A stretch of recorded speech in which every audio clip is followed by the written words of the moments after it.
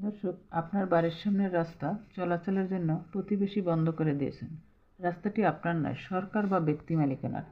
এখন আপনি বাড়ি থেকে বেরোতে পারছেন না। বাড়ি থেকে বের হওয়ার একমাত্র রাস্তা আপনার। এক্ষেত্রে আপনি কি করতে পারেন?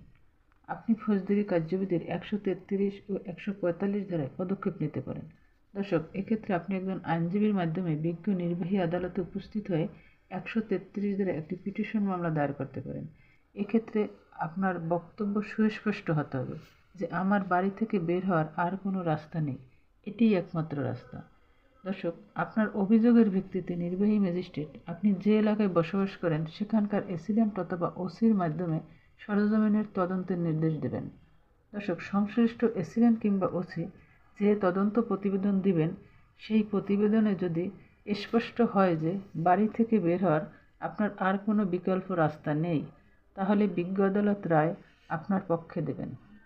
আবার দর্শক, কেউ যদি বাড়ি থেকে বের হওয়ার রাস্তা বন্ধ করার হুমকি দেয়, সেক্ষেত্রে আপনি 145 ধারায় একই পদক্ষেপ নিতে পারেন।